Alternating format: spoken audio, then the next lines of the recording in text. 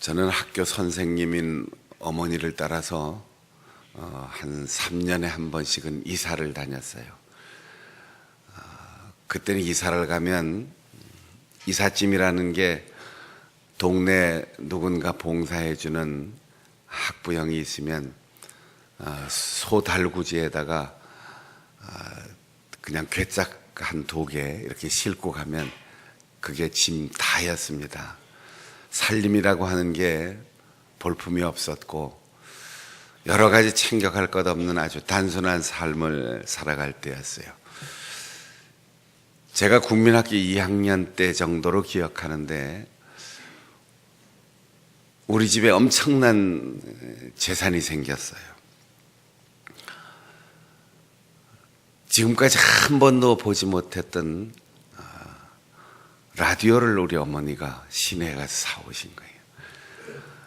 라디오하고 그 다음에 이제 매일매일 시간을 볼 수 있는 시계를 사가지고 왔는데 라디오에서 나오는 소리가 너무나 신기했어요. 그리고 지금은 뭐 탁상시계, 손목시계 할 것 없이 시계가 너무 흔해서 여기저기 고장난 채로 굴러다니는 것도 많은데 그때는 이 시계를 서울 사람들은 탁상시계라고 했는지 모르는데 우리가 사는 시계에서는 동네에서는 사발시계라고 해서 밥사발처럼 생겼다. 그래서 사발시계를 책상에 이렇게 올려놓고 시간을 맞춰 놓으면 태엽이 다하지 않는 한은 제 시간에 따르릉 하고 울리는 게 신기했어요. 라디오를 들으면서 처음으로 학교에 가서 음악을 듣는 것 외에 들려오는 음악 소리를 자주 듣게 되었지요. 그때 라디오 연속극이 이어지는데 매일매일 라디오 연속극 주제가가 들려왔어요. 그 노래가 이런 노래였습니다. 인생은 나그네 길 어디서 왔다가 어디로 가느냐, 그런 노래였어요. 요즘 한 50년 만에 누군가가 새로 만들어서 요즘 젊은이들이 부르는 걸 보니까 세월이 많이 갔구나 그런 생각이 들었어요. 이 노래를 부른 가수는 당시 트로트만 온 나라에 다 노래인 줄 알았던 세상에 이제 스탠다드 팝, 남의 나라의 영향을 받은 노래, 그런 노래를 부르면서 그 가사가 아주 어린 시절에 이렇게 들으면 왠지 마음속에 깊이 새겨지게 되었어요. 처음에는 신기했습니다. 이렇게 조그만 상자 속에서 어떻게 저런 허스키하고 부드러운 노래가 흘러나올까. 그랬더니 어른들이 그 속에 조그만 사람들이 들어있어가지고 거기서 노래한다고 그래서 제가 몇 번인가 뜯어볼까 말까 하다가 그래도 안 뜯어보길 잘했죠. 만일 뜯어봤으면 큰 사건이 일어날 뻔했는데 그 노래가 오늘 우리가 대학교에 가서 어렵게 공부하는 철학이라고는 학문을 요약한 노래이죠. 그분이 서울대 법대를 나오신 분인데 인생은 나그네 어디서 왔다가 어디로 가느냐, 구름이 흘러가듯 떠돌다 가는 인생, 인생은 벌거숭이 빈손으로 왔다가 빈손으로 간다. 철학이라고 하는 학문을 우리가 어렵게 공부하는데 아주 쉽고 단순하게 철학이 뭐 하는 학문이냐, 인생이 어디서 왔다가 어디로 가느냐, 이걸 생각하면 우리가 무엇을 하며 살아야 하는가를 정확하게 볼 수 있다. 인간이라는 게 진흙에서 우연히 발생한 미생물이 점점 진화해서 원숭이가 되고 그 원숭이 중에 변형이 일어나서 사람이 되었다가 그냥 사라진다. 그러면 욕망에 따라서 마음껏 살아도 괜찮아요. 그런데 진흙은 진흙이지만 하나님이 설계하시고 계획하시고 당신의 형상을 따라 만드셨다. 그리고 그분께로 돌아간다. 하나님께로부터 와서 하나님께로 돌아간다. 이러면 우리가 어떻게 살아야 할지 이게 달라지는 거예요. 이게 세계관입니다. 세상을 어떻게 보느냐. 그래서 어떻게 바르게, 어떻게 하나님의 뜻대로 살까. 이것이 가치관입니다. 오늘 우리가 읽은 본문에 우리가 머리 아프다고 생각하는 인생의 세계관과 가치관, 철학이 단순한 한 사건 속에 담겨 있습니다. 믿음의 조상인 아브라함이 하나님의 부르심을 따라 약속의 후손들을 향해서 모범의 길, 인생의 첫 신앙의 길을 걸어가는 과정에서 다양하게 경험하는 사건은 오늘 우리들에게도 마찬가지로 전개됩니다. 하나님께서 너와 네 후손에게 복을 줄 것이다. 이렇게 말씀하실 때 그 약속을 믿고 인생의 길을 가는 동안 내가 생각하는 대로 인생의 길이 전개되지 않아요. 75세의 나이에 본토 친척 아비집을 떠났는데 100세가 돼서야 아들을 얻고 그 과정 25년이라고 하는 긴 세월 동안 올해 이루어질까? 내년에는 이루어질까? 10년이나 지났으니까 끝난 거지? 20년이나 됐는데 이젠 불가능하겠지?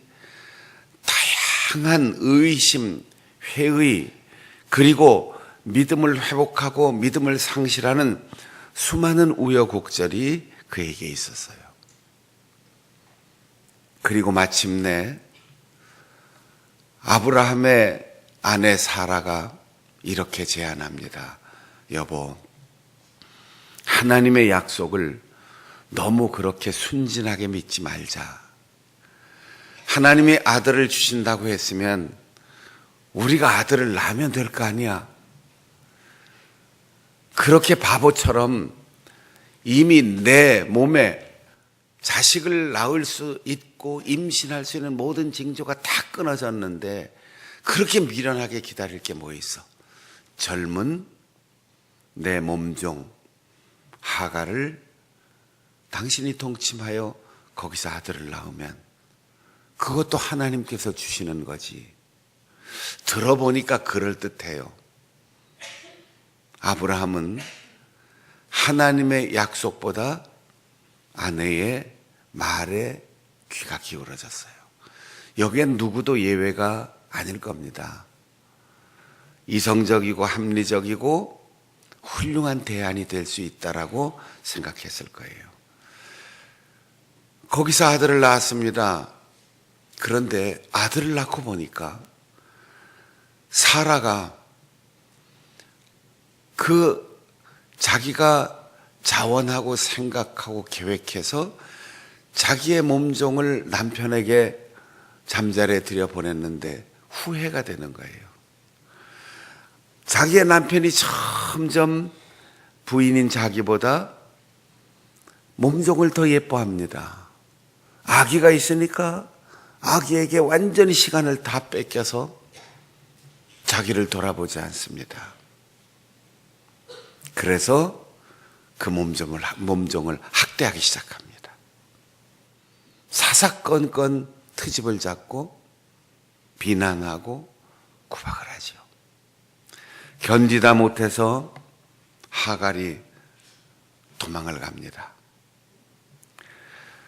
임신한 것도 구박거리고 나중에 아이를 낳는 것도 구박거리고 지금까지는 귀하게 여겼지만 이제는 매일매일 매 순간이 지옥 같은 삶이 지속되는 거죠. 그가 사라의 학대를 피하여 도망가는데 광야에서 하나님이 보내신 천사를 만납니다. 하갈아, 너 그렇게 배부른 것 가지고 그 몸으로 어디를 가느냐? 너 어디서 와서 어디로 가느냐? 주인이 나를 그렇게 이뻐하고 주인이 나를 그렇게 신뢰하고 주인이 나에게 아들을 낳으라고 사명을 주어서 우리 주인을 남편으로 섬기며 임신을 하고 배가 불러오는데 나에게 이 일을 종용했던 여주인 사라가 나를 구박합니다. 아이를 낳으면 내가 죽을지도 모릅니다. 아이를 낳고 나서도 나중에 무척 고통을 당했어요. 이 고통을 견딜 수 없어서 나는 도망갑니다. 그때 하나님의 천사는 말합니다. 도망가지 말아라. 서두르지 말아라. 문제를 피하지 말아라. 돌아가라. 그리고 너를 박해하고 너를 미워하고 너를 견딜 수 없도록 못 살게 하고는 그 여주인 앞에서 겸손하게 복종하라. 요즘 같으면 이게 말이 됩니까? 인격이 어떻고 권리가 어떻고 사람이 어떻고 할 말 많을 거예요. 그런데 하나님께서는 문제를 피하지 말라고 했습니다. 박해를 피하지 말라고 했습니다. 그 박해 현장으로 돌아가라고 했어요. 왜 그럴까요? 돌아가는데 하갈이 돌아가면 눈에 보이듯 뻔한 사실은 계속해서 박해는 받을 수밖에 없는 환경이에요. 그런데 돌아가는 것은 사라에게 돌아가는 것이지만 아브라함의 집으로 돌아가는 것이지만 하나님의 사자는 그에게 말합니다. 아브라함에게로 가야 한다. 그래야 내가 잉태한 아이가 축복의 상속자가 될 수 있다. 아브라함이 누구입니까? 그냥 나이 많은 영감님이 아니에요. 그냥 한 가문의 족장이 아니에요. 그냥 가축과 소유가 많은 부자가 아니에요. 지혜로운 사람, 늙어서도 건강한 할아버지가 아니에요. 하나님이 부르신 사람, 하나님이 약속을 주신 사람, 그 하나님의 약속의 계승자예요. 박해가 두려워서 자존심이 상해서 인격적으로 모멸감을 느껴서 그 자리를 떠나고 그 관계를 끊고 그 가정을 떠나면 영영 하늘의 복과는 상관없는 사람이 되는 거예요. 여러분, 우리가 나 예수 믿고 교회 가면 거기는 천국인 줄 알았어. 목사님은 천사인 줄 알았어. 장로님들이 다 천사일 줄 알았어. 교회 가면 다 천사들만 사는 줄 알았어. 그런데 이럴 줄 몰랐어. 이런 생각을 간혹 아니면 자주 할 수 있어요. 그런데 우리는 교회 갈 때 목사님을 만나러 가는 게 아니에요. 장로님을 보러 가는 게 아니에요. 권사님과 손잡고 인사하러 가는 게 아니에요. 우리 교회가 멋지게 지어지고 여기에 많은 편의시설이 갖춰져 있기 때문이 아니에요. 교회는 백화점도 아니고 슈퍼마켓도 아니고 재래시장도 아닙니다. 하나님의 약속이 있는 곳이에요. 우리의 예배는 우리의 친교 행사가 아니고 우리의 정서순화나 교양을 함양시키기 위한 프로그램이 아니고 하나님의 언약을 확인하는 소중한 시간입니다.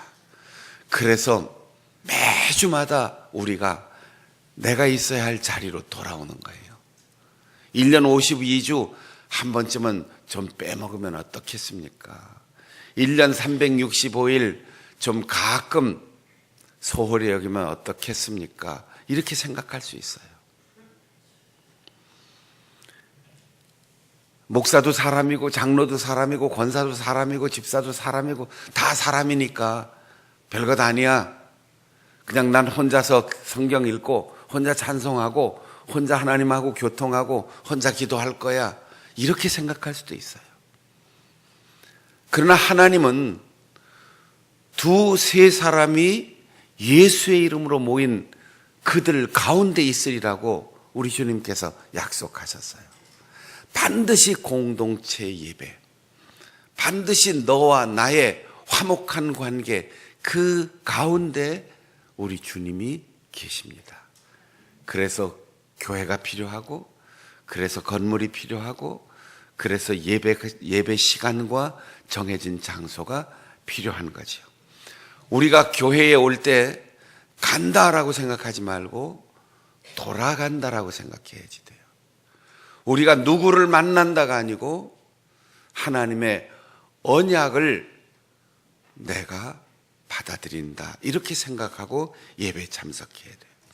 그래서 아무리 혹독한 시련이 있고 아무리 구박을 받고 아무리 천대를 받고 인간 이하의 대접을 받는다 할지라도 너는 돌아가야 한다.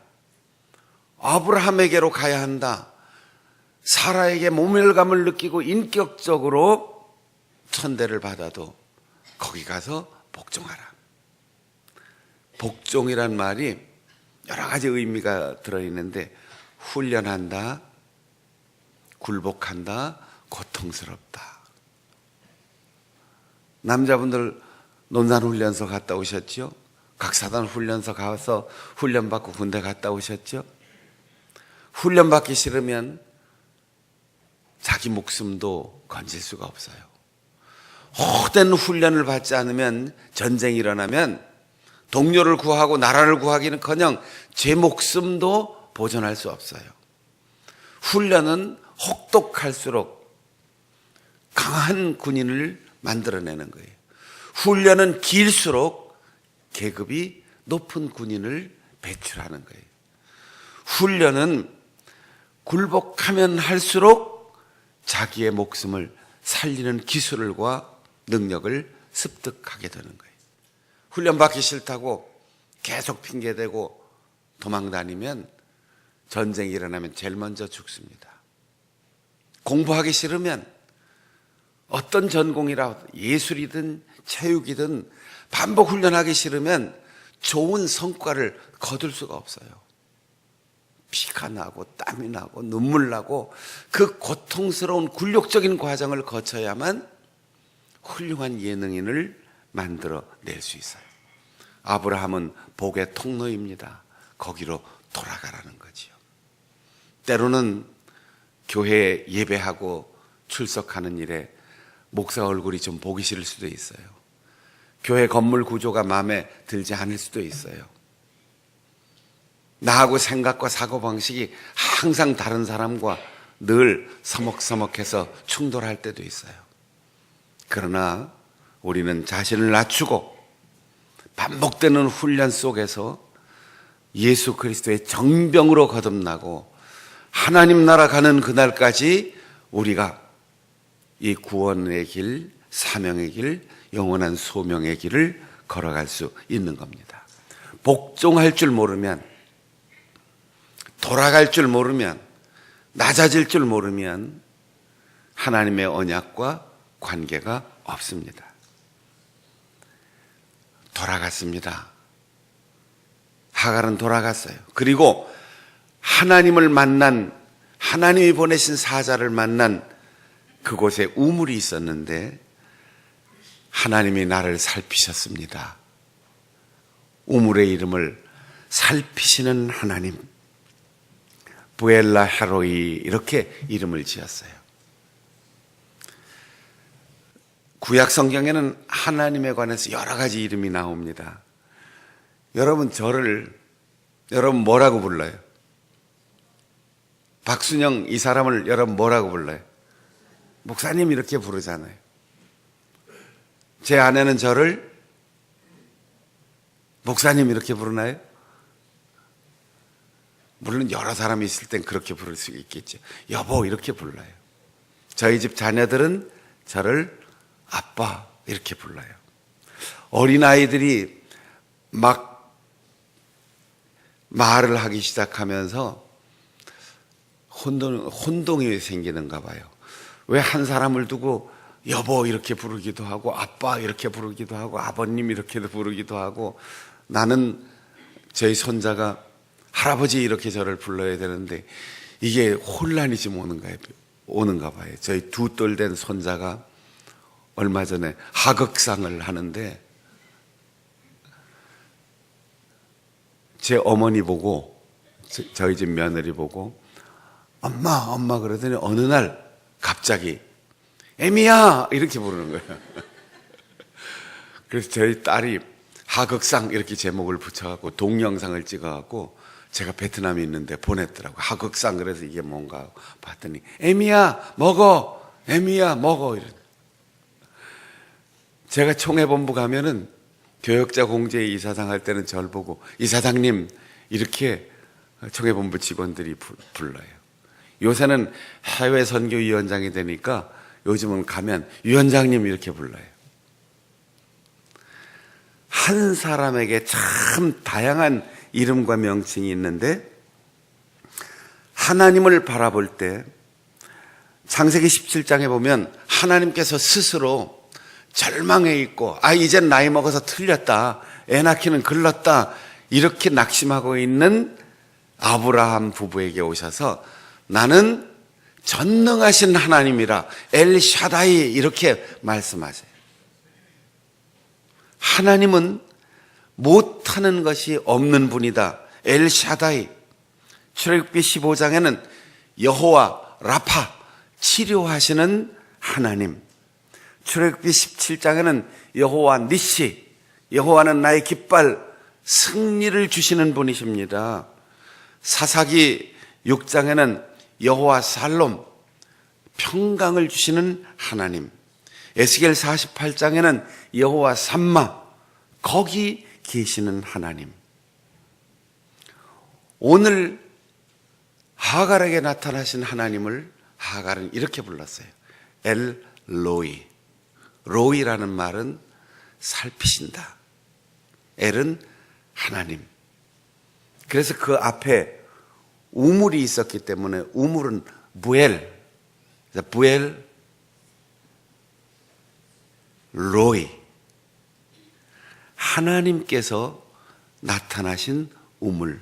그래서 부엘라 헤로이. 살피시는 하나님, 감찰하시는 하나님, 엘로이. 이렇게 불렀어요.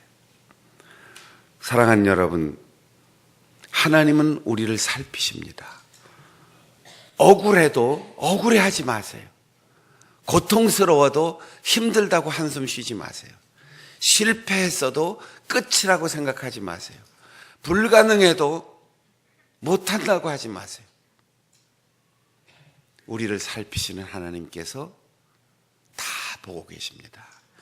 나는 할 수 없지만 전능하신 하나님, 나는 병들었지만 치료하시는 하나님, 나는 괴롭고 힘들지만 평강을 주시는 하나님, 나는 아무것도 없지만 준비하시는 하나님.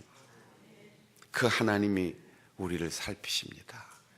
하갈은 그래서 그 하나님을 믿고 박해의 현장, 가장 괴롭고 힘든 그곳으로 돌아갔습니다. 여러분, 우리가 내 가정이 때로는 광야 같을 때가 있어요. 교회가 때로는 가시밭길 같을 수도 있어요. 직장이 때로는 절벽과 같을 수도 있어요. 인간관계의 만남이 때로는 지옥과 같이 힘들 때도 있어요. 그러나 거기서 도망가지 마세요. 정면으로 승부하세요. 하나님이 나와 함께 하십니다. 문제가 있다고 도피하면 그 문제는 세상 도처에 다 깔려 있습니다. 밉다고 해서 그 사람과 등지면 그보다 더 미운 사람도 우리에게 생길 수 있어요.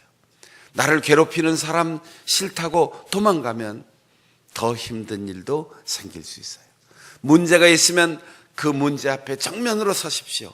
갈등이 있으면 그 갈등의 중심으로 들어가십시오. 혼자 가지 않고 하나님이 보고 계시고 하나님의 천사가 나를 찾아오시고 주님께서 내 손을 잡아주시고 한 걸음 한 걸음 나와 동행하실 것입니다.